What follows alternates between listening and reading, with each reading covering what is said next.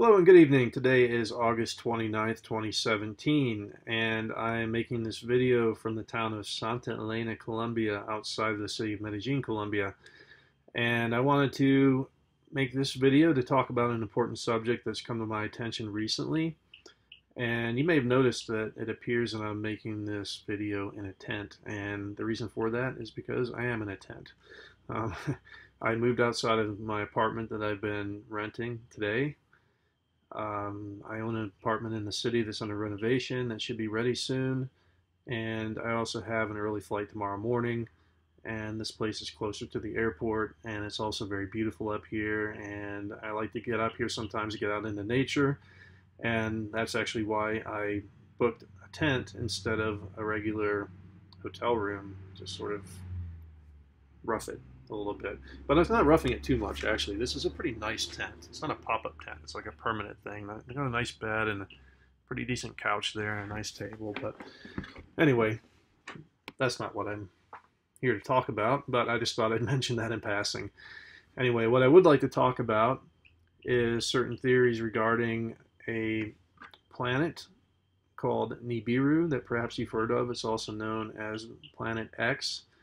You may have heard this mentioned in regards to certain 2012 prophecies, end of the world, apocalyptic type prophecies.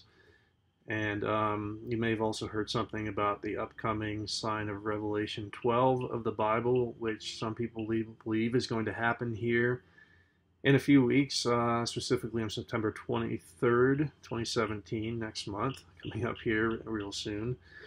So I've been learning a little bit about this recently, and I decided to investigate a little bit for myself and share with you what I've found out. And actually, I've known about some of this information for a long time, but I didn't really have all the pieces to put together until recently, and I didn't realize how little time we might have before something actually happens. So anyway, I just want to give you some of the evidence and some of the background and a little perspective, and then you can decide for yourself whether you think there's anything to this and whether you want to investigate a little bit more. So I know right away what you're thinking. Every year there's some new theory, there's some new wingnut out there saying, oh, the world's going to end, the world's going to end. We went through 2012 and the end of the Mayan calendar and the world didn't end then. And then there's another theory in 2013 that didn't happen, 2014 that didn't happen, etc., etc. And so we're always still here carrying on with our lives. And so why may it be different this time?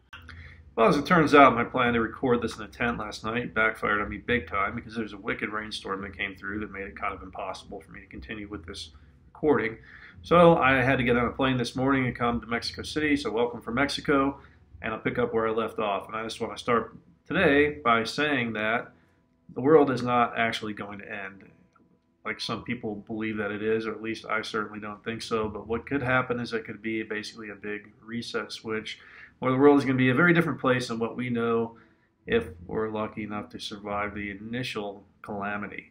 So why do I think it might be different this time? The reason I think it might be different this time is because there are a lot of different aspects of this theory that are converging. And as you might imagine, the theory is based in part on esoteric ideas like ancient prophets. The Hopi Indians, for instance, talked about this, the Mayans and others, Christian Bible, other ancient civilizations. It's also based partially on statements made by certain psychics, but in addition to all this, it was also based on certain scientific observations. And some of the information that I have is from some videos that I'm going to reference to from an ex-military guy who claims to have some more or less inside information from the U.S. Navy, and he talks about what they've said and what some ex-Navy personnel are doing to prepare for what's about to come, and talks a little bit about the cover-up that's taking place. And even though there does appear to be a cover-up, there is a lot of information that's popping up in the forms of videos and pictures on YouTube and around the internet and whatnot. So in order to put together a credible case for upcoming global calamities, more than just mere conjecture that some psychic talked about this 100 years ago, a couple of thousand years ago, or whatever, we need to have a physical scientific model of how the Earth might be affected when Nibiru comes around. So I'm going to talk about that. There's some different ideas in regards to how the Earth may be affected. I also want to point out that this is nothing new, that we know from geological records that global cataclysms have occurred many times in the past.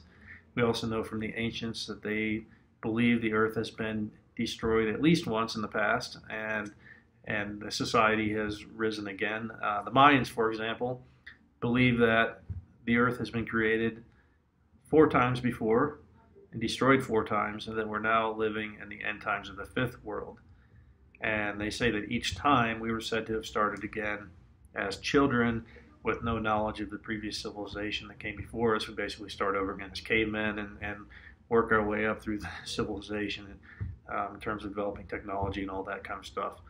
Now, I've only found out about this a few weeks ago myself. I've known about some of the information for a while, but I didn't know about the timing, and I certainly haven't been tracking the supposed position of Nibiru like some people have been for the last decade or two, or maybe even more. But I do have enough information to go ahead and put some of the pieces together so that you can see how the puzzle is going to look at the end of the day and sort of get big picture. Now, it's also not my intention to provide a lot of supporting evidence here.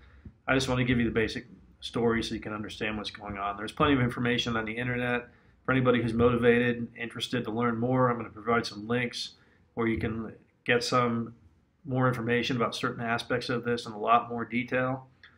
But I don't have time. I haven't had time to do very much research to try to put in the way of anything, try to develop anything that you would consider to be proof.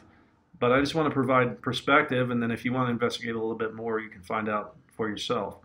So with that, let's go ahead and get started. Let's talk about what is this planet that the Sumerians called Nibiru, which we sometimes also refer to as Planet X, and how might it affect us. So first of all, this is a planet that's said to be orbiting our sun, but on a very wide and irregular orbit of a little over 3,600 years. Its orbit takes it way outside of our solar system for the majority of the time, but every so often it comes back to visit us, and when it does, it can have very profound effects on our planet. So to understand what it is and when it may affect us and how it may affect us, we have to dig into one, historical records, as well as esoteric prophetic predictions. As I mentioned, it's mentioned by many ancient sources around the world, and the planet Nibiru itself has been called by many different names, depending on what source you look at. We also need to examine the modern scientific case for the existence of the planet, what governments appear to be doing about it. I want to talk a little bit about why it's difficult to confirm its position without some serious high-tech equipment, but why, regardless of that, Nibiru may have in fact been identified very close to our planet right now and getting near every day. So this is an outline of what I'm going to talk about. The introduction, which I've just given you. I'm going to talk a little bit about planet Nibiru. What is the scientific basis for the existence of planet Nibiru, or so-called Planet X? What's the scientific basis for the Earth changes that we might expect to happen when Nibiru makes a flyby? And I'm going to talk a little bit about what ancient civilizations have to say about Nibiru and what evidence we have of past global cataclysms. Talk a little bit about esoteric teachings and some clues that they may give us concerning the timing of when this is going to happen. And then I'm also going to talk about government response and what governments are doing, a few different governments around the world anyway, and what they're doing to prepare for this event, or what it appears that they're doing, and what evidence there is of the approach of Nibiru and the cover-up that's taking place. And finally, I'm going to talk about what you can do to prepare for it and how to put it all into perspective.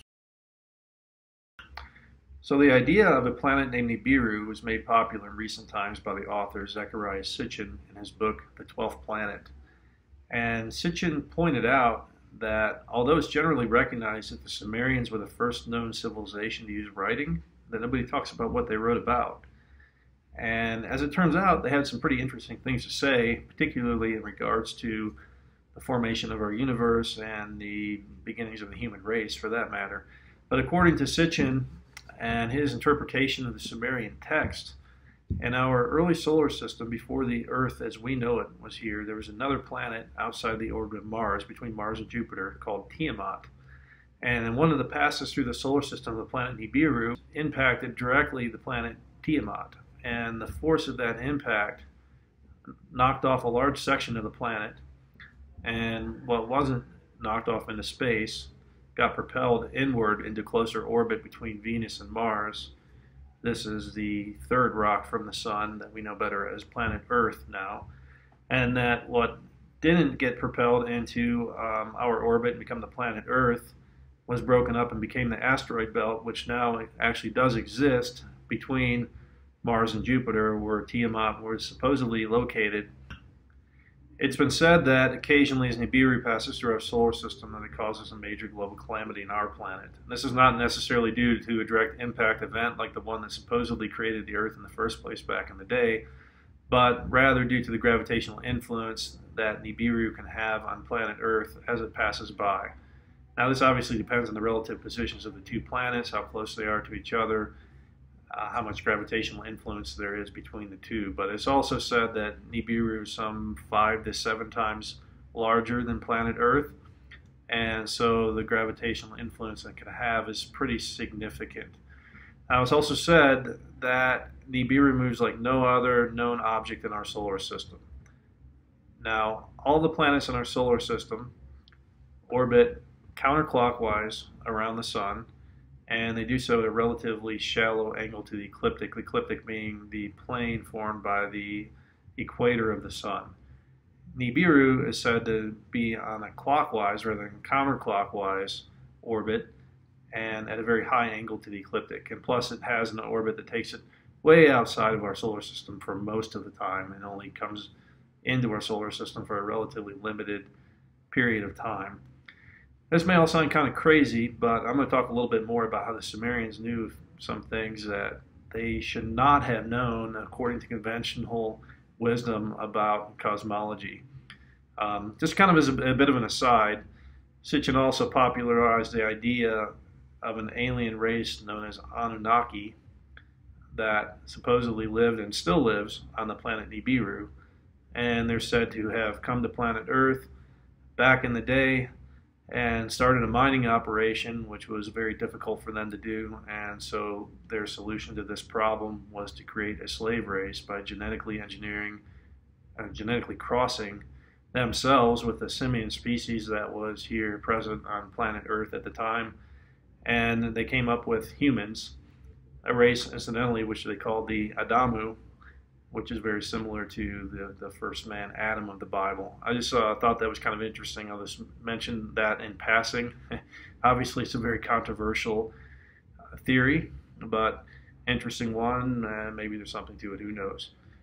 But going back to Nibiru, so in addition to the Sumerians, the planet Nibiru has been identified by several other ancient civilizations and traditions, and by various different names. So, for example, the Hopi Indian tribe, which is native to portions of the United States, called it the red or the blue Kachina. The Mayans talked about it. The ancient Egyptians call it the destroyer. The Christian Bible refers to it as wormwood or the red dragon. The Celts in their Colburn Bible call it the frightener. It's also known as Hercolubus. And of course, in our modern scientific age, it's sometimes referred to as Planet X. And so although the existence itself of the planet is controversial, there are so many diverse and corroborating sources for it that it seems likely that it does in fact exist.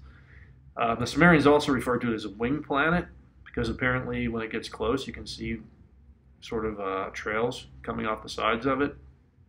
And the word Nibiru itself actually means planet of the crossing. It was also known as Marduk in the Babylonian religions. The Greeks knew it as Phaeton. The Quran refers to it as a pulsar star, El Tariq. It's also been called Nemesis, a Death Star, the Terrible Comet. Its existence has been recognized by the Egyptian book Ippur and the Chinese book called Mozi. So it's been recognized in so many different ancient sources and all around the world that it's a little hard to dismiss out of hand. So when you look at the ancient traditions with some of the modern scientific evidence, then it's something that really needs to be considered, whether or not this planet does actually exist and whether or not it has the potential to really cause a major impact on our planet when it comes by. Planet X is a generic term that refers to any unobserved planet that perturbs the orbit of a known planet. When these perturbations are witnessed, it's known that something else out there is causing that to happen, and based on that information, astronomers can then go looking for that object. This actually happened in the case of the planet Uranus, which was discovered sometime, I believe, in the 19th century. When a perturbation was noticed in this orbit, there was a mathematical prediction made. This information was given to an astronomer who then, 5 days later, was able to pinpoint the location of the planet Neptune, making Neptune the first known planet X in our solar system. But there was still an unexplained perturbation in both the orbits of Uranus and Neptune. So the search continued. This eventually led to the discovery of Pluto. And after a while, astronomers realized that Pluto was not causing the perturbations in the orbits of Uranus and Neptune because it was too small. It's only about 60% of the size of our sun. And then, based on that, the search continued again. Now, back in the 1980s, there was some discussion about this in the media. There were newspaper articles, there were magazine articles at the time, but since that time has passed, there really hasn't been much discussion about this in the media, even though the mystery still persists. I'm linking to a video that talks about these ideas in a little more detail, and they also go on to assert that the Pioneer 10 spacecraft, which was launched by NASA in 1972, ostensibly intended to explore the outer planets in our solar system, was in fact intended to look for planet X. The video then goes on to assert whether or not we actually found it, but it presents other evidence for the approach of Nibiru, including increasing levels of cosmic activity that are affecting our planet over the last several years, and certain whistleblowers who claim that we in fact did find it and have been tracking it ever since. Now, one of the reasons it's hard to find, supposedly, is because Nibiru is supposed to be orbiting a brown dwarf star, which emits light in the infrared rather than the visual range. NASA launched a satellite in 1981 capable of searching in the infrared range, apparently to find Nibiru, and they are said to have actually found it in 1983, supposedly. It's also believed that it was located by a certain Dr. Robert Harrington, who was the chief astronomer of the Naval Observatory at the time. That's from a ground station somewhere in New Zealand. Dr. Harrington suffered a sudden injury and died under suspicious circumstances shortly thereafter, giving rise to some questions about the circumstances of his death. But in any event, it was said to have been found at the time in the constellation of Orion, which is interesting because both the Egyptians and the Hopis are kind of obsessed with the constellation of Orion. In fact, the pyramid complex of Giza in Egypt is actually a ground-based model of the Orion star system. There's a lot of information right now on the internet, particularly YouTube videos about the approach of Nibiru and different ideas concerning exactly what will happen when it comes. And another video that I'm referencing, I'm going to link. There's a Nibiru researcher by the name of John Moore. This is who I mentioned earlier, who's supposed to have some inside information from the Navy. Mentions that Nibiru is not just a planet, but it's actually a solar system. So Nibiru is orbiting this brown dwarf star, sometimes called Nemesis, along with 2 other planets, and there's some moons in the system as well. Now again, it's difficult to make visual confirmation of all this because the brown dwarf star is emitting infrared rather than visual light, and also the strange orbital path that it's taking, and right now it's coming at us pretty much in the direction of the sun, so you have to see it kind of early in the morning or late at night when the sun isn't completely blocking out the view of the other bodies that are incoming into our system. Now, it's clear that if Nibiru is in fact on its way, that this is being hidden from the general public. So I'm going to talk a little bit more about that and why the so-called elites might be doing that. But this actually came up a few years ago. There was some speculation about this. There's an application called Google Sky. And if you were to point it out in the position of space where some people said Nibiru was located, there was actually just a black box.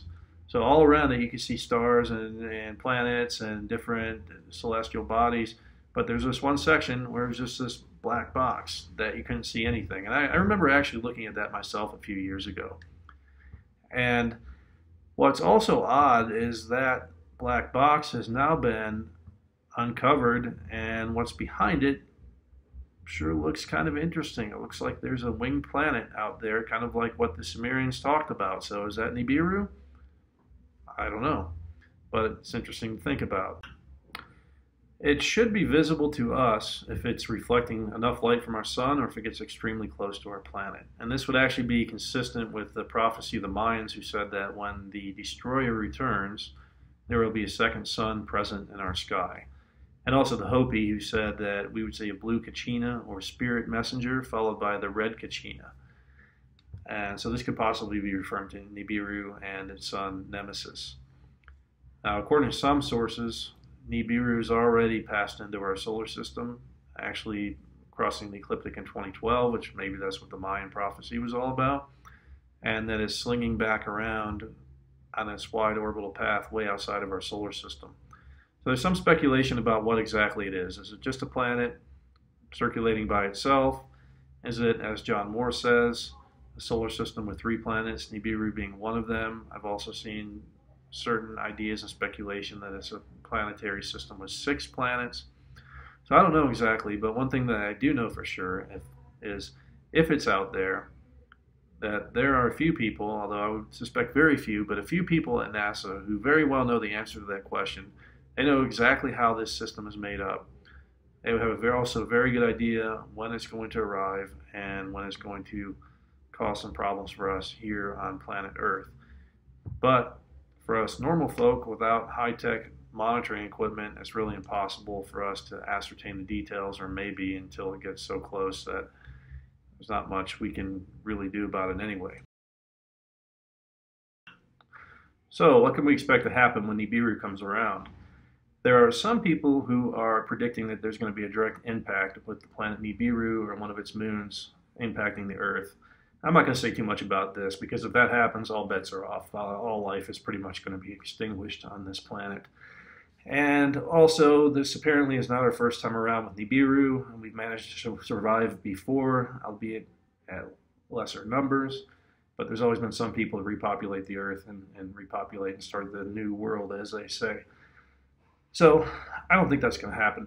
What's more likely to happen is that the Earth will be greatly affected by the gravitational influence of Nibiru when it comes around. There's a theory out there called Earth crustal displacement, which is to say that under certain influences, the crust of the Earth can actually rotate around the core like so.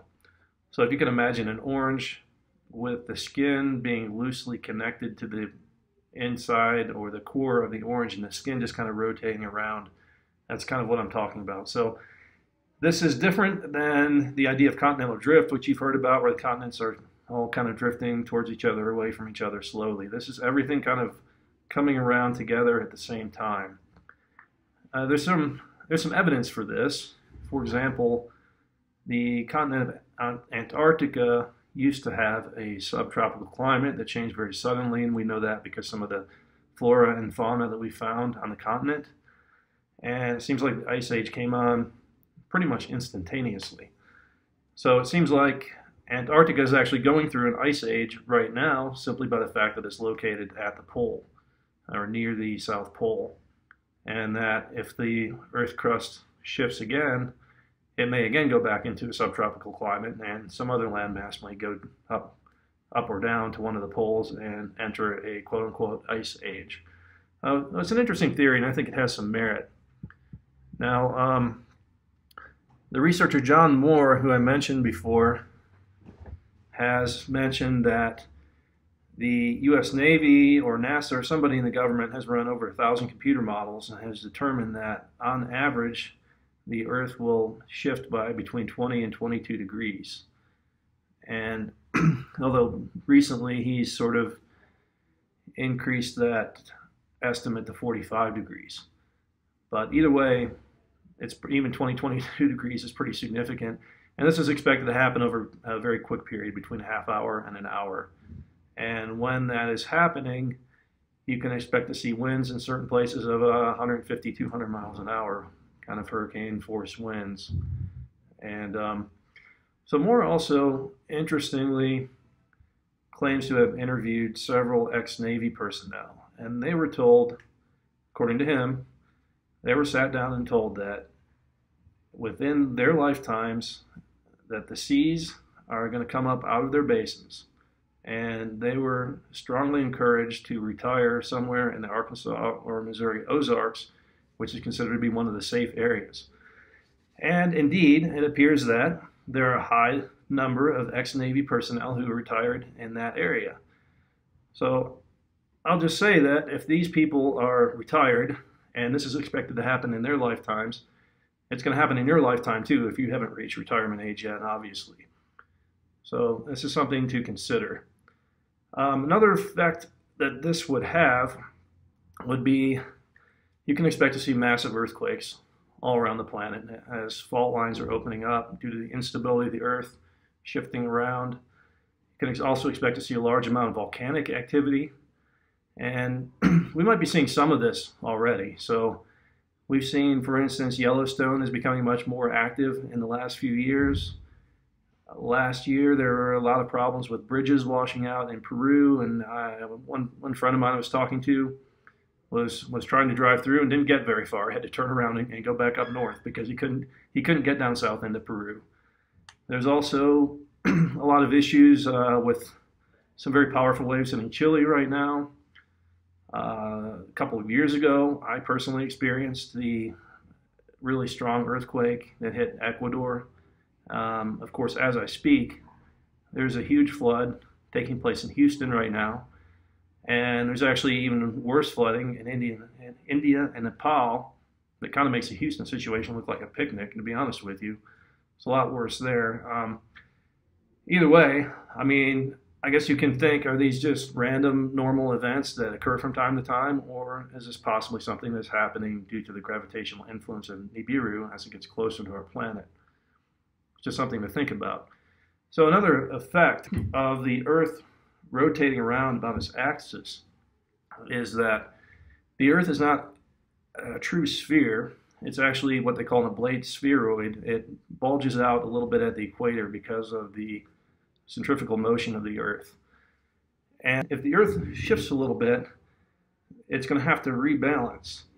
And so what you can expect to see is possibly thousands or maybe even millions of cubic miles of water having to shift off of the poles into different positions. So this is obviously very bad news for any coastal city around the planet, pretty much. That's very likely to get wiped out.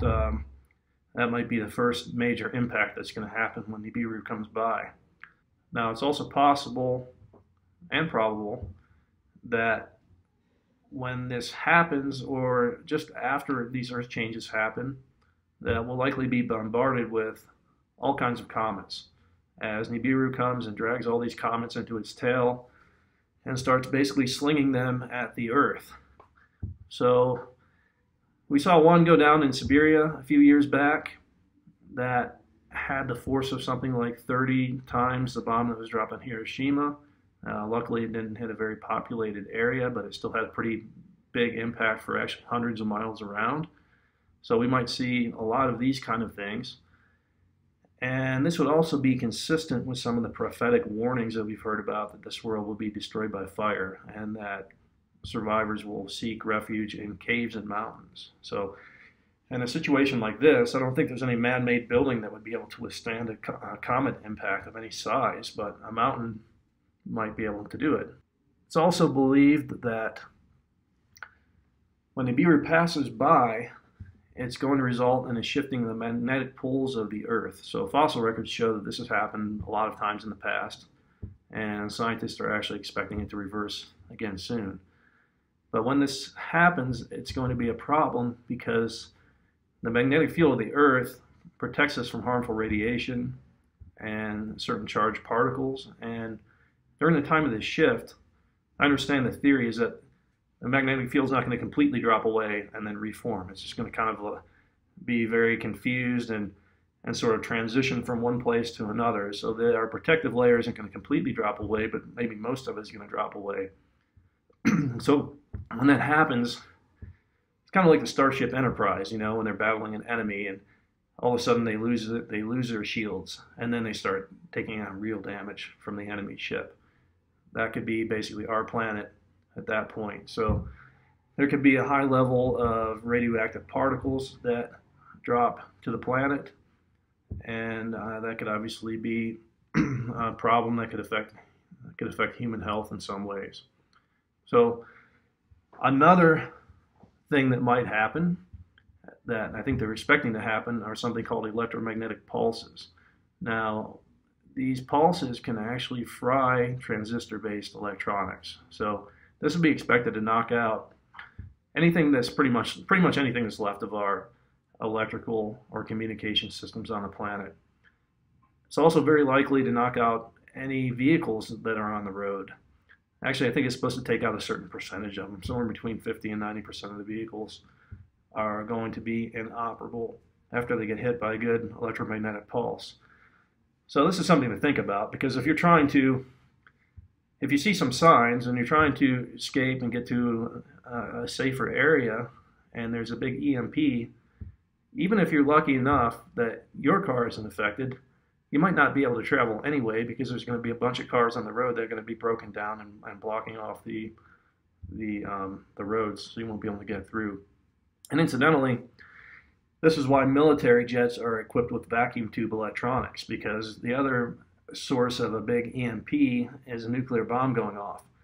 And so they don't want the jets to stop functioning because they're too close to a nuclear bomb that might go off in a sort of World War III type scenario.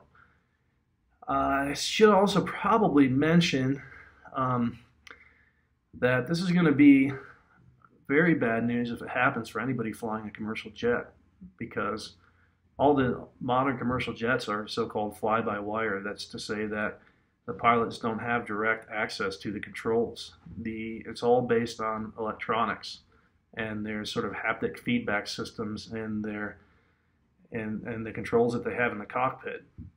And so if an EMP fries their electronics, they're basically not going to have any control, or very little control, over their planes. And so that's obviously a concern for anybody who's going to be flying at the time. Now, one of the stranger theories I've heard about EMPs is that it could actually have a physiological effect on the people who are exposed to it, and basically can knock out your memory. So supposedly this comes from military personnel who should know about these kind of things, even though it sounds kind of bizarre. But there's at least one presenter out there who recommends wearing a lead-lined helmet when this event happens, so that you don't have your memory knocked out and you're still able to think straight and function the way that you need to, especially in a difficult situation like this. Now, maybe this is why some ancient traditions say that when this happened in the past, that people had to start over again, quote unquote, as children, because they simply forgot what they used to know about their previous civilization. So maybe it makes some sense.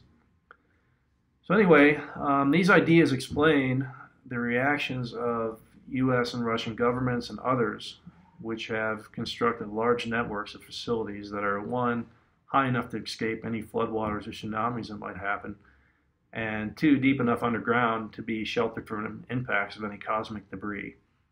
So in the US, they're actually referred to as DUMBs, which is, some people make jokes about that, deep underground military bases. But when you think about it, it's not such a dumb idea, right?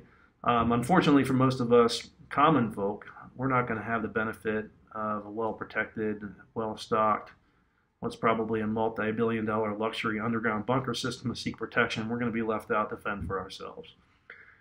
And if we're lucky enough to survive the initial impact of what happens, we're going to find ourselves in a very difficult situation, competing for scarce resources with all the other people who were able to survive what happened initially. You have to expect that transportation systems are going to be gone. They'll be down. Electrical infrastructure will be pretty much non-existent. Food production networks are pretty much going to be gone. You're pretty much going to have to fend for yourself. It's not going to take very long for supplies to be wiped out. Any grocery stores that are still around, people are going to pick them clean within a matter of days or weeks at the most, and then everyone's going to have to find a way to sort of get by from that point. Now, we know that global cataclysms have occurred in the past on this planet. For instance, scientists believe that the dinosaurs went extinct because of a meteor impact, and they actually found the crater they think is responsible for this off the coast of the Yucatan.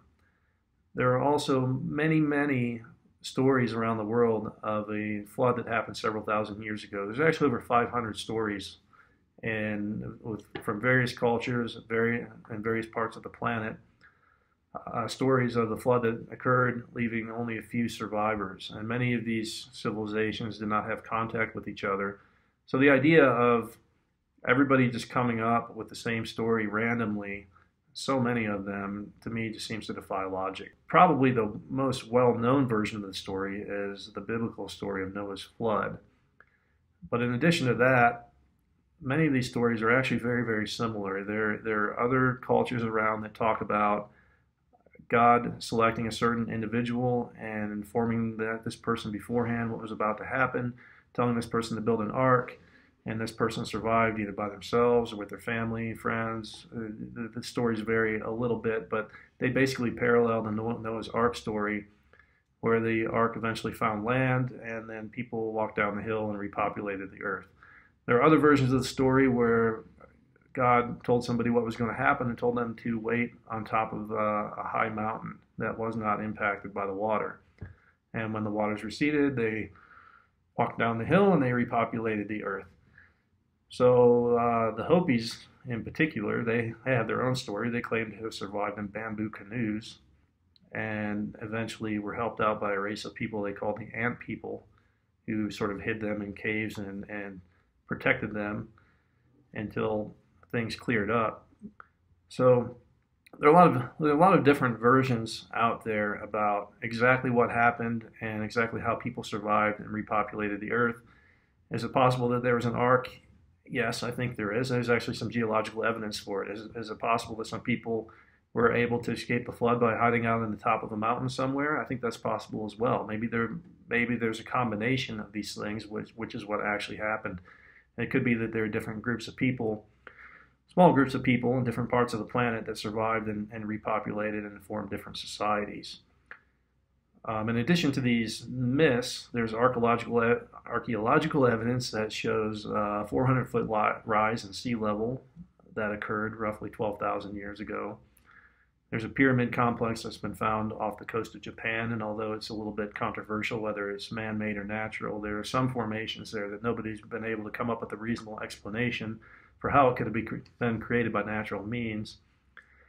There's also the city off the coast of India that was seen by many people right before the tsunami that hit in 2004. When the bay cleared out before the tsunami hit, it revealed the existence of this city. There's also another ancient site that's been discovered recently about 100 feet below sea level off the coast of Sicily. And there's probably many more of these around the world that are just masked by the water, and they've been covered up by thousands of years of turbulence under the sea. Probably the bulk of our undiscovered archaeological sites are located underneath the sea. So is it reasonable to assume that all these stories are just wild myths from primitive societies? We have to consider also that these societies were actually a lot more advanced than sometimes we give them credit for. So for example, the reason Sitchin named his book The 12th Planet was because that was one of the terms given to Nibiru by the Sumerians. And the Sumerians considered it to be 12th planet because they counted the 9 planets of our solar system, including Pluto, which, by the way, we didn't rediscover until 1930. And they also considered the sun and our moon to be a planet. So that was 10 and 11, and Nibiru to be the 12th planet. So how could they have known about the existence of Pluto and even Uranus and Neptune, which we didn't discover until the 19th century? So somewhere along the way, we actually lost the knowledge of our solar system and only relatively recently rediscovered it. So what other knowledge did we have of our solar system that maybe we haven't rediscovered yet? There's other evidence of ancient societies being very, very advanced. The pyramid complex of Giza is a great example. It's aligned almost exactly to a very, very tiny error to due north of the planet. So this is not magnetic north that you can find with a compass. You have to actually know where the axis of rotation is of the planet. They would have had to have known that in order to align the pyramid that way. So obviously they knew the Earth is a globe. By the way, it's not flat. It's a globe, okay? And, and if you think it's flat, you're going to have a hard time with some of these theories. You're going to have a hard time understanding what's maybe going to happen here. But anyway, that's a little aside, a little pet peeve of mine. It's a round Earth, and the Egyptians knew it. They also put the complex at 30 degrees north latitude, exactly 1/3 of the way to the North Pole. And I don't think that was an instance. That was an accident.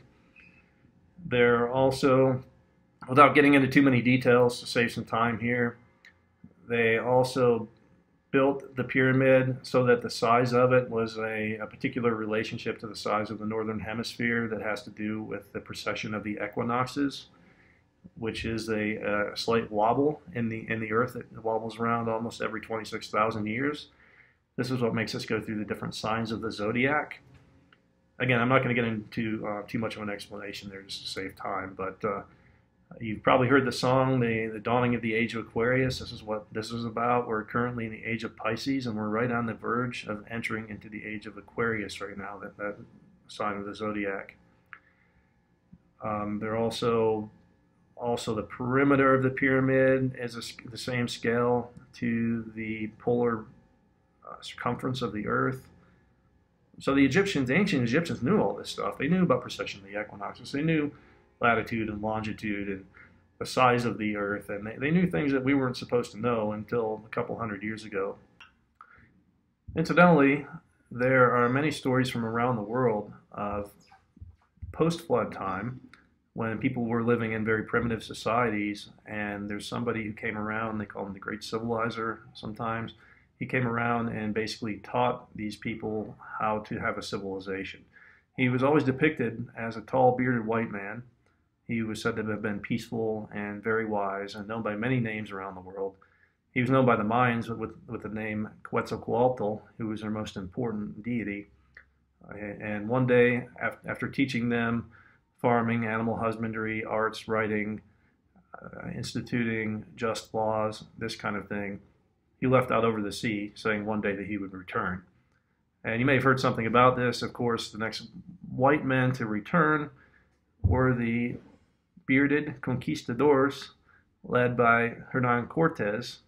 And of course, that's why he was accepted with open arms, essentially, by the Aztecs when he came here, because they thought that he was the return of Quetzalcoatl.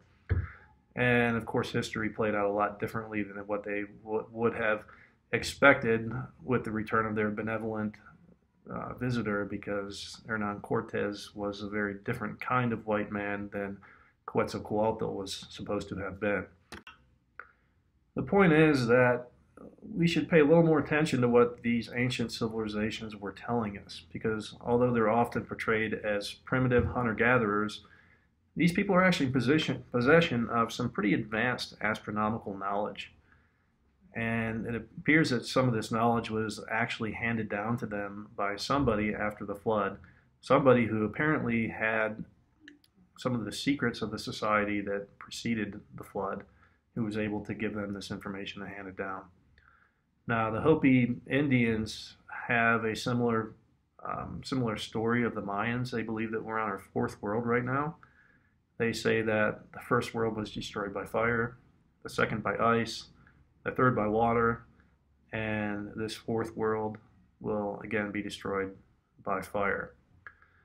So could this happen, and could this potentially be a result of the intense heat from the sun nemesis as it flies by? If it emits in infrared range, well, that's heat. We use infrared lamps sometimes to keep French fries warm and that sort of thing. So one of the possibilities of what might happen, actually, that I didn't mention before, is that the temperatures can be could possibly be very elevated for a little while as the Nibiru system is flying by. And so anybody who's putting together any kind of a survival plan based on this information might want to consider that, might want to consider finding a way to keep themselves cool for a little while this is happening. So, as I've been mentioning, the existence of Nibiru has been recognized by a lot of different ancient traditions, and it's been known by different names as well. Some of these traditions predicted the return of Nibiru to our planetary system and what some of the effects would be. So I'm just going to touch on that very briefly. This is obviously a fairly complex subject matter. Somebody could literally spend a lifetime investigating this kind of thing, and I've only had a few weeks and I have so much time for the video anyway. So I'm just going to hit on some of the main points, and we'll start with what the Bible says about this planet. This diagram here depicts what a lot of people believe is a sign of Revelation 12 of the Bible, which indicates the beginning of the biblical apocalypse. So we can see what it says here. And there appeared a great wonder in heaven, a woman clothed with the sun and the moon under her feet, and upon her head a crown of 12 stars. And she, being with child, cried, travailing in birth and pain to be delivered. So what we see here, the woman, is the Virgo constellation. And we can see that the moon is by her left foot here. And she's basically clothed in the sun. The sun here is over her left-hand shoulder. And upon her head is a crown of 12 stars. How do we get that? Well, the Leo constellation is directly over her head, which has 9 stars in the Leo constellation. And it happens on this day, September 23rd, 2017, that Venus, Mars, and Mercury will be lined up above her head, also below the Leo constellation, making the 12 quote-unquote stars. And the really curious part of this constellation that makes it very unique and very interesting is that Jupiter is coming down here into the womb section of Virgo, which is also the Virgin, and it makes a retrograde. So a retrograde is what happens when planets sometimes appear to go backwards because of the difference between our orbit and their orbit, and a difference in perspective. They seem to be going one way, and then they'll track backwards for a bit and then come back around. So what Jupiter did is it came down into the womb area of Virgo and retrograded back and then back again, and it will have spent just about 9 months in the womb section of Virgo, which of course is the gestation period for humans. So this part here about she being with child, travailing in birth, this basically is a proxy, according to the Christian Bible, for Jupiter being birthed out of the Virgin. And Jupiter, of course, is also known as a king planet. It's the largest planet in our solar system. And Jesus is also obviously known as being the king sometimes. So the king is being born again of the Virgin. So this is being taken by a lot of Christians as being the second coming of Jesus Christ. And again, this very rare constellation is going to occur here on September 23rd in just a few weeks from now. This part about 42 weeks or something about this in Revelation. I'm not exactly sure what they're getting at there, but I'm sure you can find that out if you want to research a little bit more for yourself. There are other parts of the Bible that people believe are talking about this also. Luke 21 in particular tells us that there will be signs in the sun and moon and stars. Of course, we just saw that in the Revelation 12 sign. It's pretty obviously referring to something celestial. I mean, it talks about sun, moon, and stars. How much more celestial can you be? It also talks about the return of the fig tree, which, interestingly, Israel is considered to be the fig tree nation. And it came back by decree in 1947. Actually came into existence in 1948. But Luke says that, I quote here, "Truly I tell you, this generation will not pass away until these things have happened," apparently referring to the biblical apocalypse. Now, Daniel also talks about this. In particular, it talks about the abomination that causes desolation set up on a wing. Now, that's pretty interesting. Could that be referring to Nibiru? In Revelation, it tells us that it's a star named Wormwood that will turn the waters bitter. And there's also mention of a red dragon. So possibly this is referring to Nibiru and the star that is supposed to be orbiting Nemesis. So it's also believed that other signs in the sky may factor into this, such as the Great American Eclipse that just occurred about a week ago on the 21st of August that went clear across the United States from Oregon to South Carolina, I think. And it gets a lot more complicated. There's a lot of weird things with the number 33. I'm not going to get too much into that, but you can look into that if you want. There's some videos out there, and people love to dig deep into this biblical doctrine and try to make sense of it. And so there's plenty of that on the internet that you can find for yourself if you want. Now, if September 23rd is in fact a sign of revelation, some people believe it is. It doesn't necessarily mean that that's when all this is going to happen. The Bible also mentions that no man can know the exact day and the hour. So this is just another sign that probably tells us it's getting very close. Thessalonians 5 also mentions that the day of the Lord will come, quote unquote, as a thief in the night. It also makes an interesting reference to childbirth, saying that destruction will come upon the people as travail upon a woman with child. So there's another childbirth reference there. Some people I've seen believe that this is all going to happen sometime after the sign of Revelation, maybe in early to mid-October. I saw at least one video where somebody thought they were pretty convinced it was going to happen before that time, which means if that's true, time is very short. But who knows? We don't know exactly when it's going to happen. But if this is true, if this really means that the tribulation is going to begin, it's going to happen very soon. Another interesting reference discussing these troubling times is a so-called Colburn Bible. This is referred to as a Bible because of the structure of the compilation being divided into different books written by different people, but it's generally considered to be a secular text, although it does make certain prophetic predictions. It also more or less parallels the Christian Bible in time, being divided into two books, one written about the time as the Old Testament, the other as the New Testament. And it's said to have been saved from the Library of Alexandria before they set fire to it, and having been held in confidence by the Celtics for many centuries before being eventually recovered from a cathedral in England. This is interesting to me. I never really heard about the Colburn Bible, but it's an interesting book. Now, it mentions Nibiru as having been the cause for, among other things, the sinking of Atlantis during the deluge, and also the 10 plagues of Exodus. And it said when it comes back, it's going to come through the constellation Ophiuchus. I'm not sure if I'm pronouncing that correctly. But incidentally, Nostradamus apparently made some predictions about this, and he said it was going to come through the same constellation, which is interesting because this constellation is sometimes known as a serpent bearer, and Nibiru is sometimes thought of as a serpent, which is possibly a reference in line with the red dragon of the Christian Bible. The Colburn Bible tells us that when blood drips upon the earth, the destroyer will appear. And this is also interesting because it's believed that Nibiru has a nickel-iron core and is surrounded by a dust cloud of the same material. Therefore, we may witness a precipitation of red dust or quote-unquote blood that precedes the arrival of Nibiru. John Moore was discussing this in one of his videos also, and he believes that when we start seeing light dusting of red dust, that we know time is getting close, maybe it's a day away, and when it starts getting to be sort of an intermediate level of dusting or moderate layer, that we're getting very close, probably hours away, and when it becomes a heavy layer, the arrival of Nibiru will be imminent.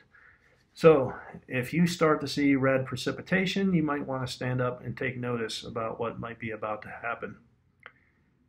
One other thing worth mentioning is the Bible also talks about, this is a Christian Bible, also talks about the waters turning to blood during the time of the Exodus. And there's somebody who did some work on synchronizing a lot of ancient calendars around the world and in different parts of the world. This includes the Mayans, the Chinese, and some civilization in Northern Europe. I'm not sure which one it was, but when the synchronization was done with these calendar systems, it was found that they all had myths of waters turning red at the same time. So this is apparently a global phenomenon, not just something that happened in the Middle East, not just something that's just in the biblical tradition, but something that's also in a lot of the other ancient traditions around, at least some of the other ancient traditions around the world. The Hopi Indians have a long tradition about the existence of the planet Nibiru and prophecies regarding its return to our solar system. As I mentioned before, they believe this world has been destroyed several times previously and that our present world is about to be destroyed. Now, the Hopis discuss the return of something they call the blue star Kachina, which will signal a new day and a new way of life in the coming world. They mention the importance of remembering the original teachings and return to a peaceful way of life. And they state that the purifier, or red Kachina, will follow, bringing the day of purification. And according to their teachings, quote, "On this day the earth, her creatures, and all life as we know it will change forever. There will be messengers that will precede this coming of the purifier. They will leave messages to those on earth who remember the old ways. From the purifier will issue forth a great red light. All things will change in their manner of being. Every living thing will be offered the opportunity to change from the largest to the smallest thing." The Hopi then state, "Those who return to the ways given to us in the original teachings and live in a natural way of life will not be touched by the coming of the purifier. They will survive and build a new world. Only in the ancient teachings will the ability to understand the messages be found." The timing of when this will all happen is indicated by a progression of 9 signs. Some of these have been clearly fulfilled now, and there's a few others I'm going to speculate on a little bit. They claim to have been made aware of the coming of the white man to their continent long before it happened, and are now awaiting the return of Pahana, or their lost white brother. And in a conversation with the Hopi elder, he indicated that Pahana will not be like the white men we know, who are cruel and greedy. He will bring with him the symbols and the missing piece of a sacred tablet now kept by the elders, given to him when he left, that shall identify him as our true white brother. And I'm quoting here, "The 4th world shall end soon, and the 5th world will begin. This the elders everywhere know. The signs over many years have been fulfilled, and so few are left. This is the first sign. We are told of the coming of the white-skinned men, like Pahana, but not living like Pahana. Men who took the land that was not theirs, and men who struck their enemies with thunder." So this is a clear reference to European settlers to North America and probably the firearms or thunder that they used to fight against the Indians. Quote, "This is a second sign. Our lands will see the coming of spinning wheels filled with voices. In his youth, my father saw this prophecy come true with his eyes, the white men bringing their families in wagons across the prairies. This is a third sign. A strange beast like a buffalo, but with great long horns, will overrun the land in large numbers. These white feathers saw with his eyes, the coming of the white men's cattle. This is a fourth sign. The land will be crossed by snakes of iron." So I'm wondering if these snakes of iron are referring to railroads or possibly pipelines. "This is a fifth sign. The land shall be crisscrossed by a giant spider's web." Could this be referring to power and or telecommunication lines? "This is the sixth sign. The land shall be crisscrossed with rivers of stone that make pictures in the sun." To me, this seems like possibly a reference to highways and interstate systems. "This is the seventh sign. You will hear the sea turning black and many living things dying because of it." So when I read this one, what came to mind is possibly oil spills like the Exxon Valdez disaster or the BP oil spill in the Gulf of Mexico, perhaps. "This is the eighth sign. You will see many youth who wear their hair long like my people come and join the tribal nations to learn their ways and wisdom." Now this one I'm not so sure about, but I wonder if it could be referring to the expanding Western interest in shamanism, including engaging in ceremonies like ayahuasca, San Pedro, peyote ceremonies. But then again, maybe I have a biased opinion here because I participated in some of those ceremonies myself. That's just me kind of speculating. But let me get to the ninth sign, quote, "And this is the ninth and last sign.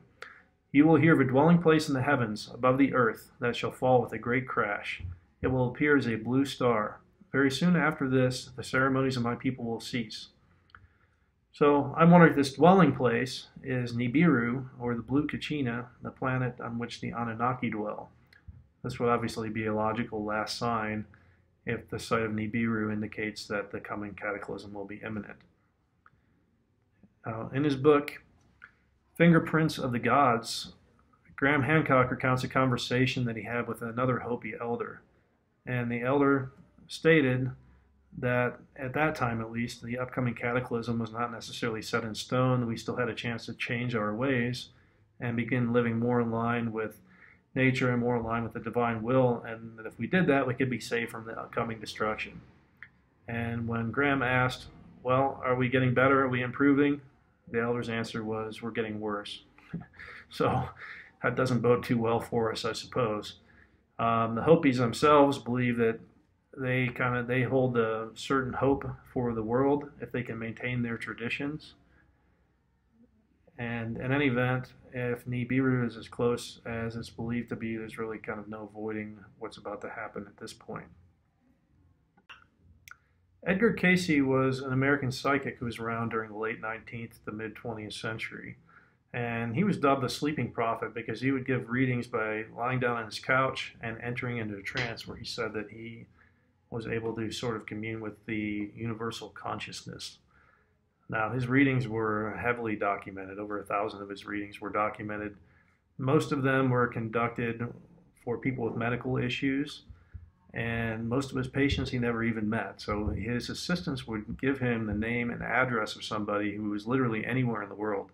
And he would find this person and diagnose their condition and offer them a course of treatment. And some of his treatments have remarkable success.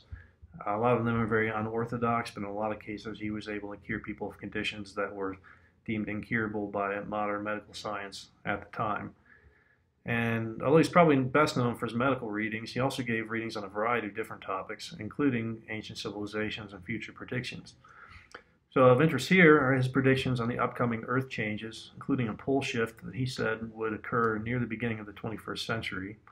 And he said that that would also accompany certain cataclysmic changes on the planet, stating there would be shifting of the poles, upheavals in the Arctic and Antarctic with volcanic eruptions. The upper portion of Europe, he said, will be changed in the twinkling of an eye.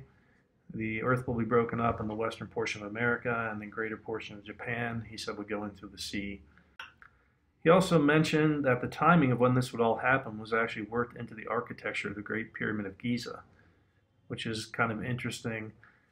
And at least one author who's looked into this event has come to the conclusion by looking at where different things are located and doing some mathematical calculations that this places the event in 2017. Although I probably should mention there's some discrepancy about that. Some others have looked into it and they believe it's the year 2055. So I haven't had time to research this, so I'll just throw that out there in passing. And that's something you can look into more if you feel so inclined. I want to mention also that another interesting aspect of Cayce's theories, when talking about ancient traditions and the changes that are to come, is he said that we'd be entering into a new age where we would regain certain godlike powers that we had over the material world in the past, and a much better understanding of the creative forces or the divine forces and our relationship with those forces. And he also talked about Atlantis and Lemuria, which was the other continent that was supposed to be around during the time of Atlantis off the coast of I think off the western coast of South America. Now, unfortunately, although we had all these abilities at the time, according to Edgar Cayce, that we didn't use them very well, and that's why the world had to be destroyed. So hopefully, if we do regain these powers, that we'll use them a little bit better next time around. And finally, another interesting thing of note is that the Mayans, as well as Nostradamus, said that when the time came, there would be two suns in the sky.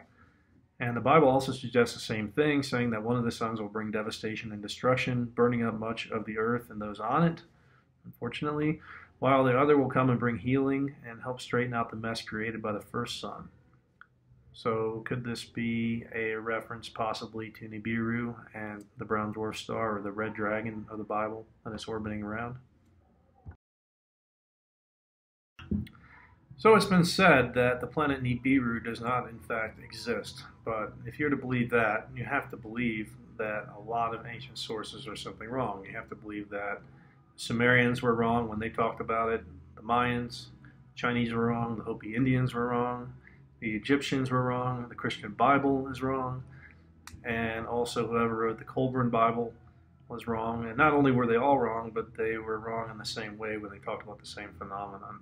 So I think if we take them at face value and assume that maybe they were talking about something that they actually knew something about, that the planet Nibiru does in fact exist. But you might say that surely with our modern technology, we would know about a planet that's approaching our solar system, especially one with the potential to cause such devastating damage on a global scale. I mean, after all, we spent billions and billions of dollars on NASA. We have giant telescopes that we can point out into space to search for Nibiru. We send probes out into space that can track it if it's out there. And given what may happen if there is a planet Nibiru and it makes a close flyby to our planet, stakes can possibly be higher. So you would think that we wouldn't hold back any resources whatsoever to try to find and track Nibiru and then implement whatever plans we could to prepare ourselves as best as possible to ensure our continued survival on this planet. And given all this potential devastation and all this technology, we still haven't found anything, right? We found nothing. Well, I mean, if that's what you're thinking, I guess you have to think about who do you mean by we? There is, in fact, some evidence that we have found Nibiru and have been tracking it for the last 2 or 3 decades. One claim that I know of that we've fixed its position in 1983, and that's discussed in one of the videos that I'll link to. There are claims it's been found by the Hubble Space Telescope, and there are claims we've sent probes out to intercept it. And there's certain government activities that don't seem to make a whole lot of sense on the surface, but they make perfect sense when you consider that maybe we found something and we're making preparations for its arrival. So in the U.S. recently, there have been some critical government operations that have been moved from the East Coast to the Denver, Colorado area, which is considered to be another safe area. This includes CIA and NSA facilities and some military bases, probably some other operations. There have been thousands of people that have been moved for no apparent reason at a great financial cost. It costs a lot of money to pick up all those people and move them out west for no apparent reason whatsoever. And on top of that, the U.S. government has been building miles, literally, of underground bases over the last few decades. Now, speaking of Denver, so they built a new airport in 1994, a little over 20 years ago. And this was a highly controversial project, a huge project. It said that they moved more dirt in the construction of the airport than was moved in the construction of the Panama Canal. And this is a plaque that's dedicated to the construction.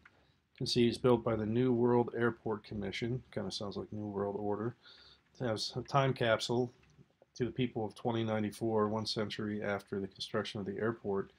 But the really bizarre thing about the airport is a lot of this bizarre artwork that people have noticed and are wondering, why would you put artwork like this inside of an airport? So here we have what appears to be a soldier who's a demon or something like that, carrying this assault rifle, and looks like a sword or something here, or a dagger, and a big sword here where he's stabbing a dove, which is typically a symbol of peace. Here you have a little child cowering in fear. You have a woman crying, and just a lot of pain in this scene, and kind of a war scene. Really bizarre to put inside of an airport. We have scenes like this as well, and here it looks like there's a dead girl in a coffin. Here is what it looks like, and also just the fire and destruction. And this, I don't know what's going on with this woman here in the bottom. It's just really, really bizarre stuff. Is this a dead jaguar or something? Really strange artwork. And here inside the airport also, it looks like a fallen angel who's got his hands around his ears, like something terrible is taking place. And of course, this horse, which is on the road, I understand, going into the airport, people have speculated this might be one of the horses of the apocalypse, which is really bizarre. Look at the eyes. Look at the glowing eyes. Just really, really bizarre artwork. So a lot of people have wondered why this artwork would have been put in the airport, and maybe they're trying to tell us something. Maybe it's because a lot of things are happening in Denver to prepare for something, some major event that's getting ready to take place, maybe the apocalypse. A lot of Americans complain about the level of our national debt, and rightly so. It's kind of absurd. But what's not well known is that somewhere around 50% of that national debt is money that's literally gone missing from the Pentagon budget. So there was an announcement, for example, that was made by Donald Rumsfeld the day before 9/11 that there was 2.3 trillion with a T trillion dollars missing out of the Pentagon budget. Of course, nobody talked about that because the next day there was a much bigger news story for everyone to focus on. A few years ago, there's another document that came out that another quote unquote missing $6.5 trillion. So that's $8.8 trillion right there. And then I think there was another incident as well. I don't know exactly what it is. I don't have any way of knowing exactly what it is, but it's got to be somewhere approaching the $10 trillion range of money that's just simply gone missing out of the U.S. budget. And everybody complains about, oh, we spend too much money on this and too much money on that, but nobody seems to care that the Pentagon just loses trillions of dollars every now and then. It's no big deal. But anyway, where did all that money go? It probably went to build all these underground bunkers and all these facilities to get these elites prepared for survival of the event that's about to happen. At least that's one theory as to where the money went. Now, it appears that the Vatican also is aware that something's going on. There's no good conspiracy without the Vatican involved, right? So it's said that they own the largest telescope on the planet, and they're also very involved in NASA. They have a great deal of control over the operations of NASA. And in addition to that, they're rumored to have their own underground bases somewhere in the northern United States.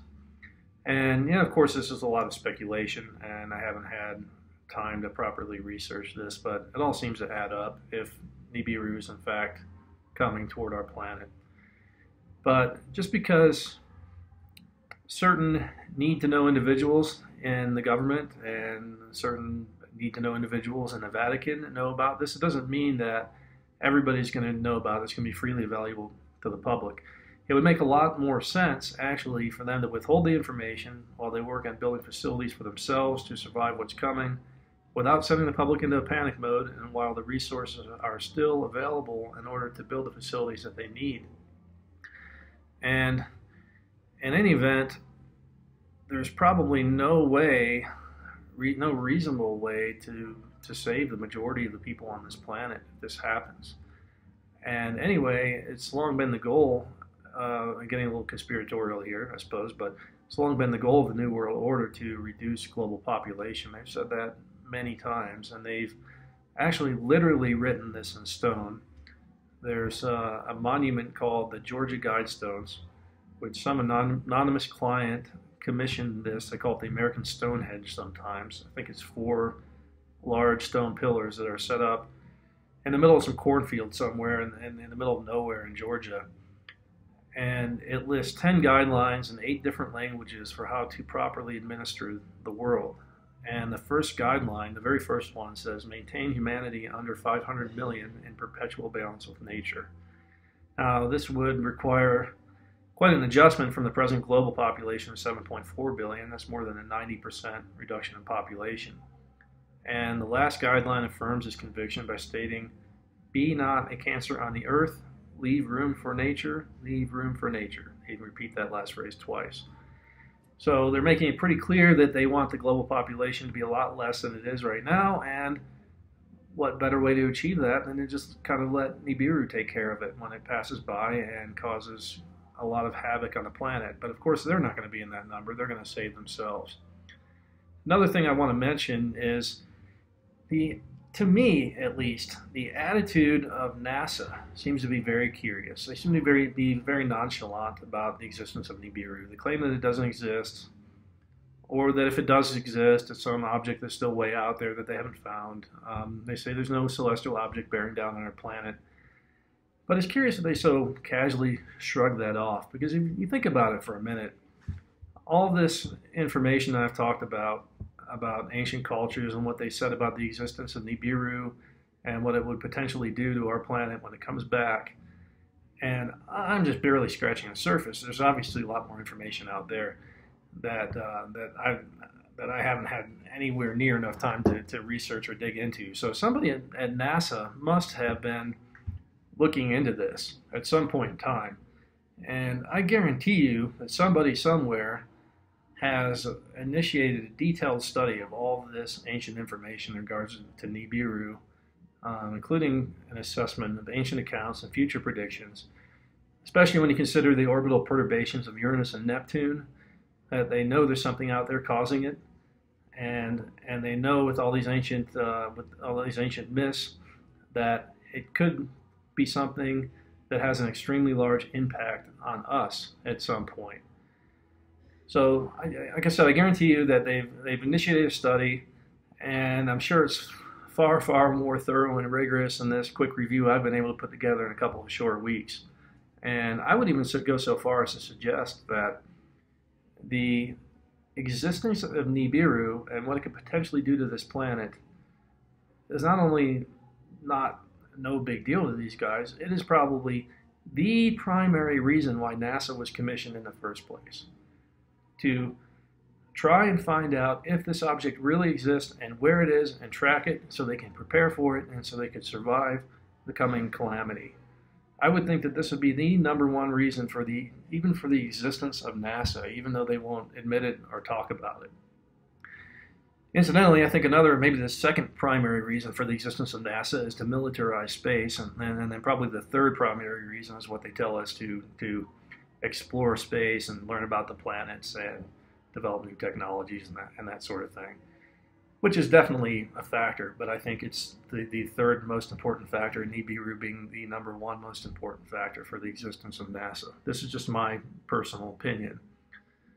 Now, there are some other curious things about what the government is doing, and one of those that John Moore talks about, and I sort of agree with him, this is something I've known about for a long time, is the construction of these so-called FEMA camps all across the United States. And there's plenty of evidence for this. They're all over the place. They built these huge camps capable of housing millions of people, and they're pretty much staffed up and ready to go, have been for several years, but they've never put anybody in them.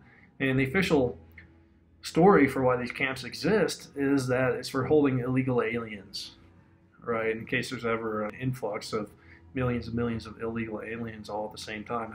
It almost kind of makes sense with Trump being president, but it really doesn't really quite add up.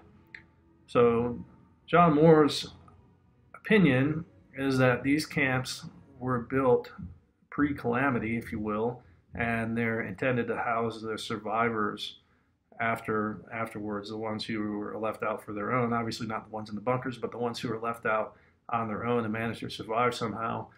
They'll be rounded up and put in these FEMA camps, and they'll be controlled that way. So in addition to what the US government is doing, the UK government is also said to be preparing. So England, of course, is basically a big island, and there's nowhere you can go in England that's too far from the sea or too high up. They have some hills, not really mountains, so per se. But they've apparently been moving some of their critical operations to the Highlands of Scotland, which are obviously going to be protected or should be protected from any tsunamis or anything of that sort. And another really curious thing that's going on is what the Chinese government is doing. And you may have heard about these ghost cities, so-called ghost cities that they've been building all around the country. And they have these cities are huge, and some of them are capable of housing millions of people. And the occupancy is extremely low. There's basically nobody living there. And it's been built as a make-work project in China. But is that what it really is? I personally saw a documentary on this a few years ago, and I remember they were interviewing this guy he was in a shopping mall, this huge shopping mall that had about 10% occupancy, and he had a toy store. And they were asking about his business, and he was basically saying that he had a customer walk into a store about once every day or two, if I remember correctly. It was like there's no business. And there's this huge city with all this capacity for all these people, and nobody's living there, and it's just kind of bizarre. So John Moore's opinion about this, and to me it makes sense also, is that the Chinese government was building all this infrastructure while they had the resources available to them, and that they would need this infrastructure after the cataclysm takes place. Presumably some of it, at least, will survive, and they'll be able to use it. So in addition to all this, some of the direct evidence that we have for the approach of Nibiru is we have all kinds of pictures and videos that are popping up on the internet. So these are coming from all over the world. And as I stated earlier, Nibiru is difficult to see because supposedly it doesn't emit visible light. And it's also right now it's taking a path that's coming pretty much from the sun towards the earth. So with the sun in the way, that makes it a little harder to see, obviously. But doesn't necessarily mean it's impossible to see, especially as it gets closer and closer. And there are numerous pictures that are now available to us. And some of them, may be misinterpreted or fake, but some of them may in fact be real pictures of the planet Nibiru, or the planetary system of Nibiru. And there are some people who have known about this and been tracking this for a long time, and they claim that the objects that they're seeing are getting bigger and brighter all the time, so they're getting closer and closer to us. And again, it's not my objective to lay out all the evidence. I don't have the time and the resources to do that, but if you're so inclined, you can investigate for yourself and make up your own mind whether it really exists, whether these pictures are real, and whether or not there's any significant impact to be expected on planet Earth. So, and another thing I'll mention, another interesting theory of John Moore's, is that he believes that this is a real reason for climate change. So, I think it's fairly well known in some circles that as the Earth has been found to be warming up, so have the other planets. So this has been blamed, or the cause has been attributed to extra sun activity, sun flares, this sort of thing, and very well could be, or maybe the Al Gore type man-made greenhouse gas theory has some merit. I think there may be some issues with that, but it's difficult. Far from a settled science, it's actually pretty difficult to figure out exactly what's going on. The climate is very, very complex. I mean, the weatherman usually can't even predict the weather 2 or 3 days in advance in most places. So it may be that Nibiru and the planetary system that it's in is coming into our solar system and affecting the weather on the other planets as well as planet Earth. It's just one possible thing worth mentioning. And another sign of or possible evidence of cover-up is that there are several examples of movies and television shows that depict maps of the Earth with the landmass altered, basically in a way that's consistent with the way the U.S. Navy says it's going to be altered. And these date back at least until the 1950s. So, were the elites putting out this information as sort of a forewarning, and maybe it clears up their conscience because they feel that they're warning us about this, at least those people who would pay attention and notice what's going on? I don't know, but it's an interesting theory. So as one final piece of evidence in the cover-up, I want to talk about something that to me is a very curious situation. And this is going back to the pyramid complex of Giza. So there are a few historical documents that we have that make a really outstanding claim about Giza. And they say that there are secrets, there's a hall of records, they call it, which contains the secrets of the prehistoric civilization that existed before the global flood and catastrophe. And this hall of chambers is supposed to be located underneath the right paw of the Sphinx in Giza. Curiously, Edgar Cayce also made the exact same claim. But based on this information, some people have gone and actually conducted seismic surveys in an attempt to find this chamber. And indeed, they did find a chamber underneath the right paw of the Sphinx. But the curious thing is that the authorities absolutely refuse to excavate this site. And now, if you stop and think about that for a minute, if it's true what these ancient documents say, that there's really a hall of records, of ancient records that talks about the society that we had pre-flood, how incredibly valuable and insightful this information would be. I mean, this could literally be the key for understanding ancient societies, where we really come from, maybe clearing up the controversy regarding how the pyramids were built and when they were built and by whom they were built, and just a host of other invaluable information that we can only begin to imagine to help us understand our place in the world and maybe even some advice or perspective that could help us structure our own society more intelligently, and maybe even some advice on how to avoid a global catastrophe similar to the one that they experienced, or at least how to best prepare for it.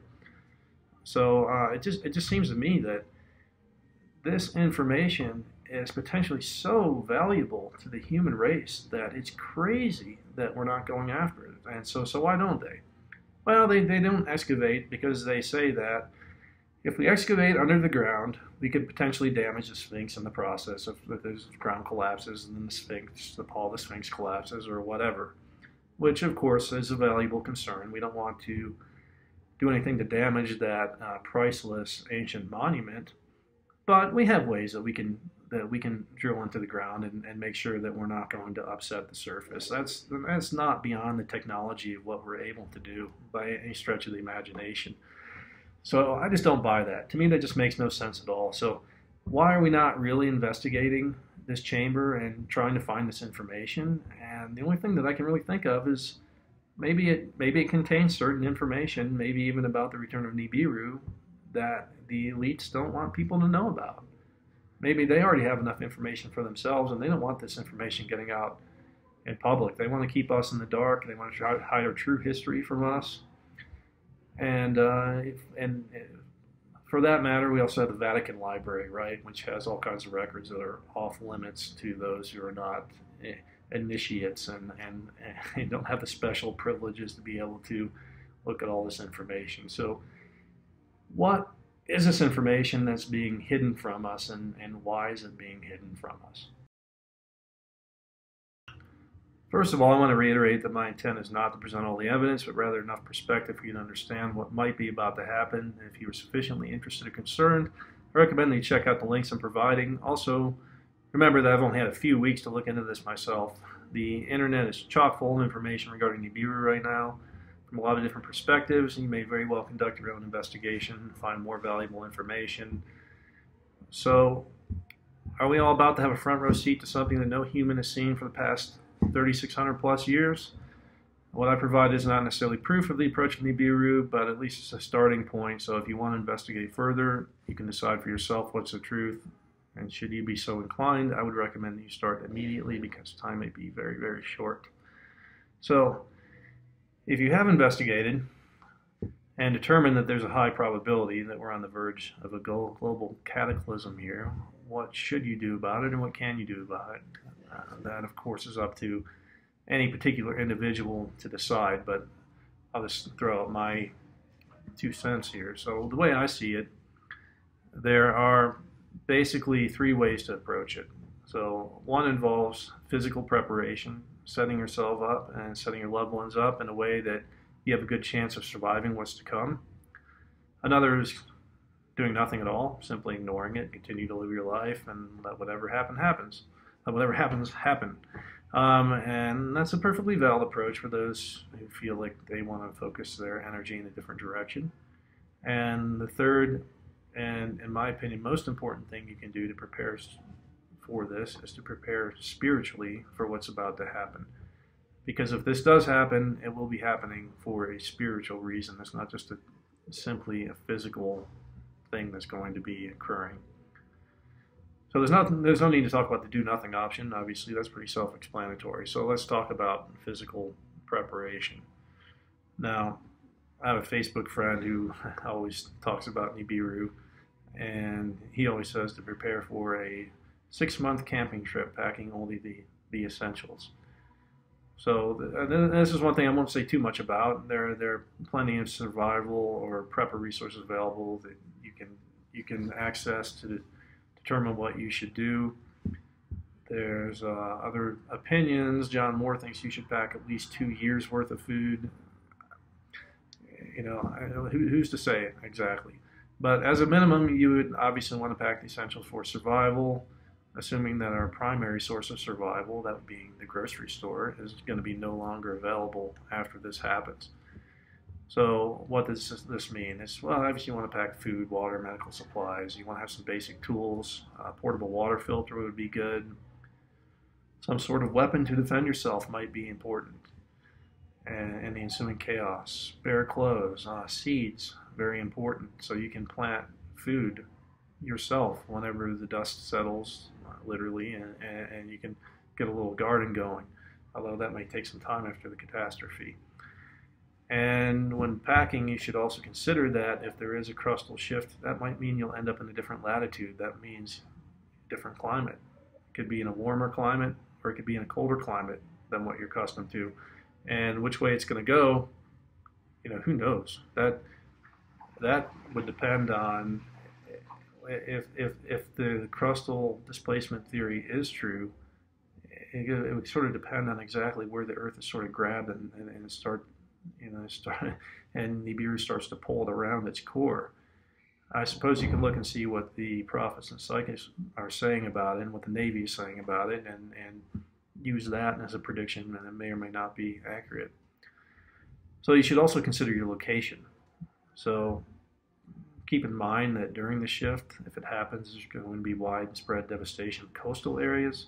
It's been said you should be at least 100 miles inland, 400 feet up in elevation to avoid the tsunamis that are going to overtake the Earth at the time.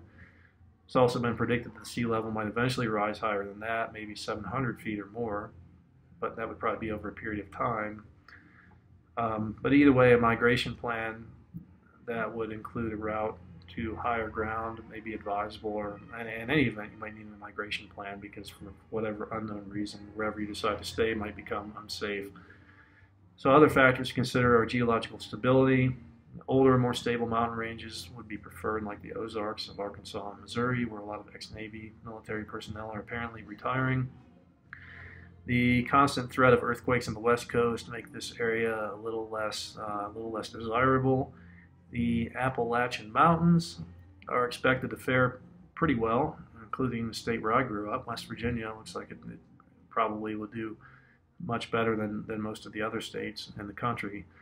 But the problem with the Appalachians is that there's likely to be a huge influx of people from the heavily populated area of the Northeast United States, everything down from Boston through New York City, through Philadelphia, Washington, D.C.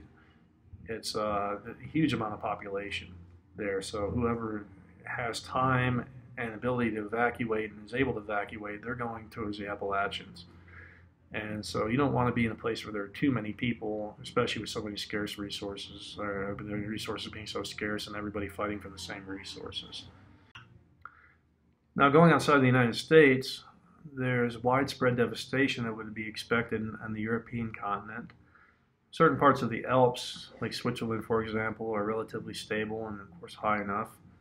But one issue with Europe, of course, is it's even more densely populated, considerably more densely populated than the United States. So there's going to be a similar resource shortage. A good part of the Andes range and South America is unstable with a lot of volcanoes. And these are probably going to be set off when things start shifting around. Obviously, being too close to an active volcano or even downwind of it could be bad news for your chance of success. And in addition to being in a geologically stable area, you want to be, as I mentioned, in a rural area rather than a city with millions of inhabitants competing for the same severely limited resources after devastation. So, and finally, if you want to go on this 6-month camping trip or whatever it is, you should best do it with a community of people for mutual support rather than trying to go by yourself or with too small of a group of people. So in regards to certain safe areas, there are a few different post-cataclysm maps that have been put out by different people. And so you can review those and kind of see what areas people are saying look good and what areas people are saying look like they might be a problem. So let's take a look at a few of these different maps and see what they say. So the first one here is supposed to be the map that the Navy put out a while back.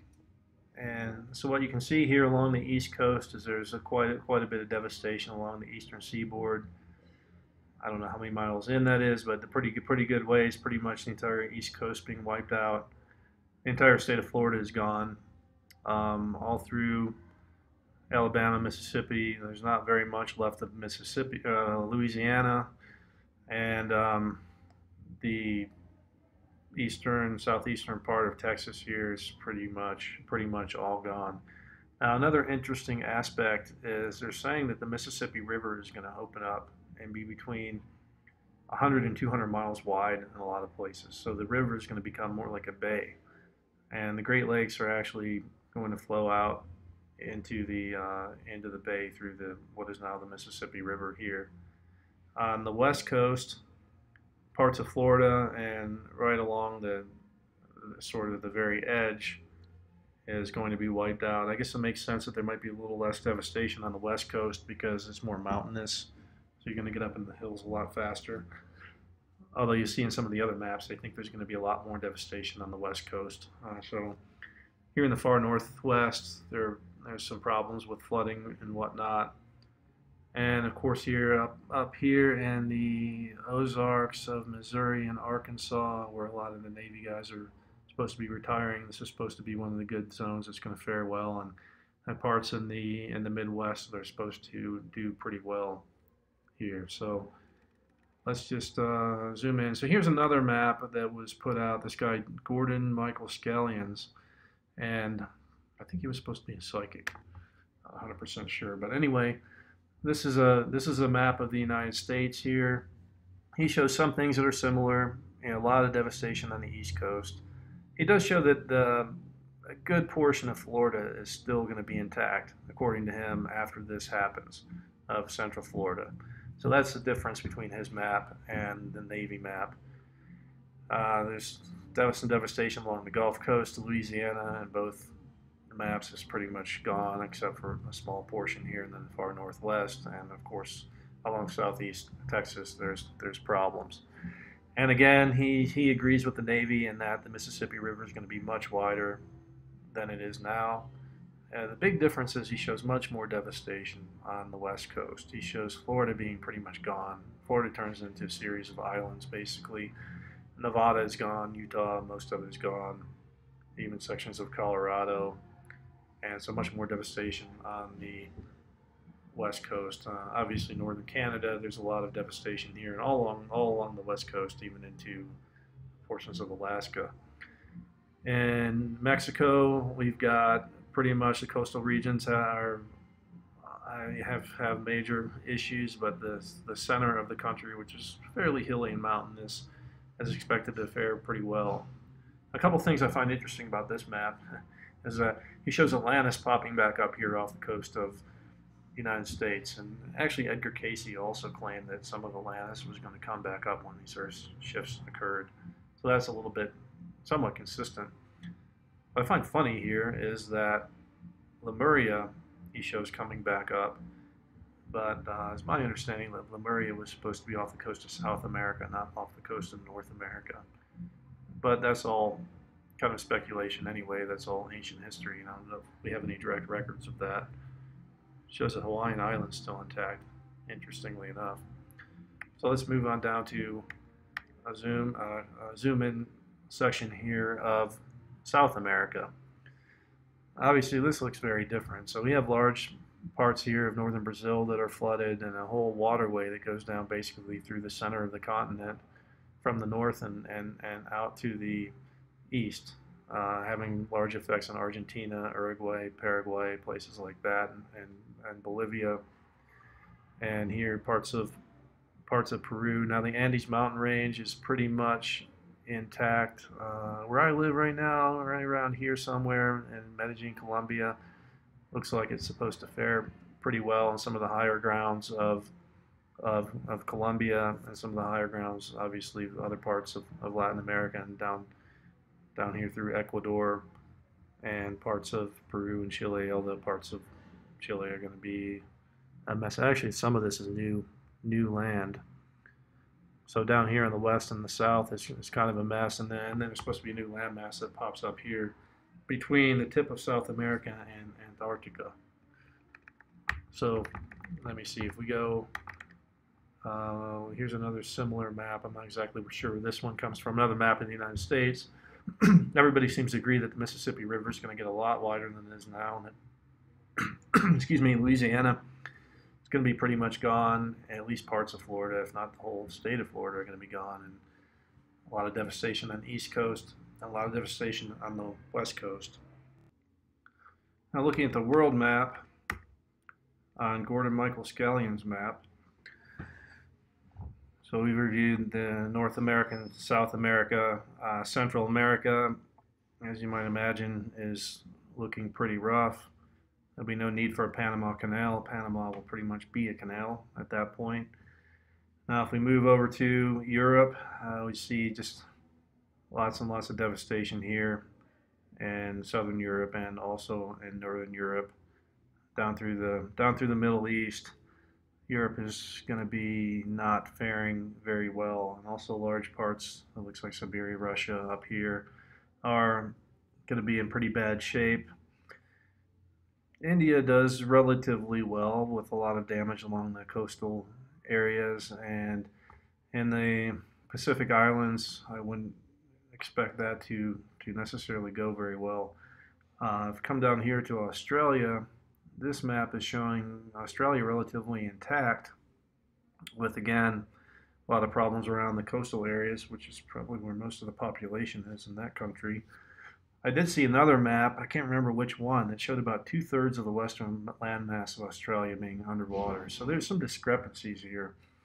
And then there's this curious landmass that sort of pops up over here, according to this guy. Getting into Africa, we can see that there's this sort of ring around northern Africa here, and it comes down south, down basically through the center of the continent. So a lot of it's intact, but a lot of the central sections here are underwater as well. So anyway, those are some of the kind of Earth changes that we might be able to expect when this happens. But again, there's some discrepancies with the different sources about exactly what the planet's going to look like when this is all said and done. And if it does rotate, how much is it going to rotate? So I think the only thing that we can say for sure is that it's really going to shake things up if this happens. I'm going to provide a link to a website that predicts safe locations for weathering the storm. I believe on that website you can click on most countries of the world, and it will give you their opinion on a likely outcome of choosing that particular location. And they'll talk about things like stability, volcanoes, altitude, and all that kind of thing that you may be able to find as a useful resource for trying to determine where to go if you decide to go somewhere. There's also an organization called Zeta Talk that is discussing the upcoming Earth changes. Now this again is a little esoteric. They themselves claim to be in contact with an intelligent extraterrestrial civilization that is trying to help us out, and apparently they're here watching the planet. And it could be that there are many extraterrestrial civilizations that are sitting here and watching about what's ready to happen. Now the Zetas have something interesting to say. They believe that there's going to be sort of this tug of war between Nibiru and planet Earth, and Nibiru is going to be pulling the Earth around, and the Earth is going to be trying to sort of correct itself, and that things are going to be bouncing around and very unstable for about 9 days before it finally settles out. So anyway, are these people really in contact with aliens who are telling them what's happening? Again, that's something you just have to decide for yourself. I'm not sure it's so far-fetched that there's intelligent, I think most people believe that there's intelligent alien civilizations out there, and that they very well may be visiting our planet. And I suppose it's possible that some people are in contact with them and that they're giving us some guidance. Now, probably the most important part is spiritual preparation. Again, this is going to happen not just for pure physical reasons, but for spiritual reasons. It's sort of a change, sort of a transition into a new age, if you will, although possibly a painful one. But any way you look at it, no matter how many preparations you make, there's no guarantee that any of us are going to make it out alive. Even the people in the bunkers, these multi-billion-dollar bunkers that have been built, there's no guarantee that the Earth's not going to open up and rip these bunkers apart. We don't really know. So the only thing that we do know is that for anybody who does survive this, it's going to be a pretty difficult experience. Assuming, of course, that you're not in one of these luxury bunkers that just make it out just fine, you know. But for most of us, there's going very difficult. But I've heard it said recently that 12 out of 12 of us don't make it out of this world alive. Okay, so we're all only here in our temporary meat suits, and those are going to expire at some point, in some form or another. So if you believe at all in the possibility that we have eternal souls, it seems to me that maybe spiritual preparation is a more important thing that you can do, more important than physical preparation, because that's what persists basically for an eternity, right? So then, if you are to spiritually prepare, what does that mean? Does that mean you should accept Jesus Christ as your Lord and Savior? Should you become a good Jew and start following all the commandments? Should you faithfully obey all the Islamic doctrines, or be a good Buddhist, or what? That's something that, again, I'm probably the last person you should ask about something like that. I don't know exactly what it means, but you need to do something that's right for you. And if you do these things, are you going to be raptured away from all this mess? Well, I don't know. Maybe. It could be that there's the alien civilization out there that may be rapturing away select people who they feel are prepared and competent. That they may select certain people to take out of the situation. It may be more of a Christian Bible doctrine where God, Yahweh, is going to rapture certain people off the planet. Again, that's getting way beyond my area of expertise, and everyone can make those kind of decisions for themselves, but it's just something to think about. But what I would offer is that, maybe it's time where the little things matter, that just try to be considerate to other people, try to treat them with respect, and basically maybe smile at somebody sometime. Try to follow the golden rule, treat other people as you would want to be treated. Avoid being too judgmental. That's something I try to work on. And maybe there's somebody you need to forgive for whatever reason. Maybe this is a nice time to bury the hatchet. And so, again, if this does happen, it's going to happen for a spiritual reason. And how can I say that with some confidence? Well, if that wasn't the case, then how would all these prophets know about this? How would all these psychics know about this? If there wasn't a spiritual realm, how would they be able to predict these things before they happen? Do they have time machines? I don't think so. It seems like there's some type of universal consciousness, as Edgar Casey said, that they're tapping into somehow or another. I also want to mention that, of course, what we're talking about here is the biblical story of the apocalypse. And when you look at the etymology of the word apocalypse, it's kind of interesting. It comes from a Greek word that means an uncovering, a disclosure of knowledge, or a lifting of the veil, or revelation. So the silver lining to all this is that we may be entering into an age of enlightening and understanding, as some of these psychics have predicted and as the Bible talks about as well. And maybe we're entering into a world where we can work together more as a community and stop fighting each other so much over wealth and control of resources. And maybe we'll even spiritually evolve in the way that Edgar Casey is talking about, and restore some of our lost godlike abilities that we supposedly had in past civilizations. So this may be a positive change at the end of the day, even though it's going to be a lot of turmoil in order to get there.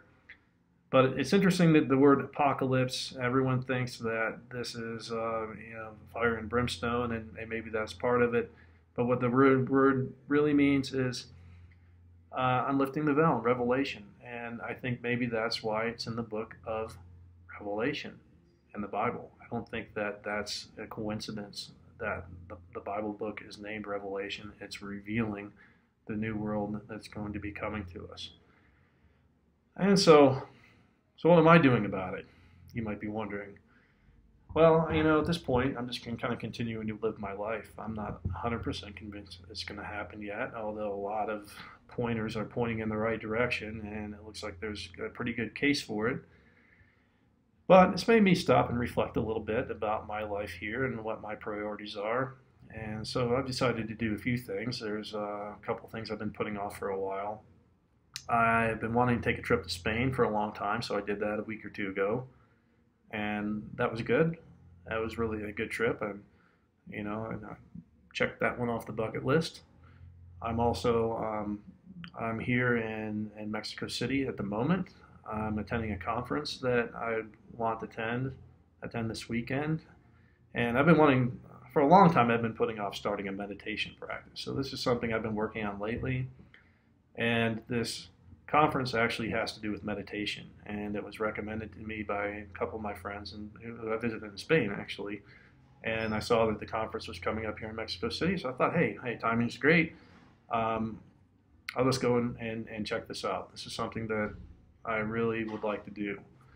And then also, like I said, I'm moving on with my life. I have an apartment right now that's under renovation in Medellin, Colombia, where I live. That's almost done. Hopefully, it'll be done here in a week or two. And I'm moving forward with that renovation. And if all this does go down, then maybe I'll actually have a chance to live in my renovated apartment for a couple of weeks before the earth turns itself upside down and inside out, literally, right? So, am I going to attempt to prepare in advance to survive what's coming? Honestly, I don't know. I haven't really even decided yet, but exactly what I'm going to do. But one thing I know for sure is when September 23rd is getting close, I'm definitely going to be well stocked up on food and water and maybe a few other things. So, at least so if something does go down, at least I'm not completely out in the dark with no resources whatsoever. I don't know how much that would help me necessarily, but it's something anyway. So I just want to make one final note as I close here. So during one of Edgar Casey's readings, he was asked at one point, what would be a safe place to live, to get away from the cataclysm? And Casey did mention some parts, I think, of the Carolinas and Iowa and a few other locations, and that's, you can research that for yourself if you want. But he also made a really interesting comment, and he mentioned that as long as you're living your life properly, why should you really care?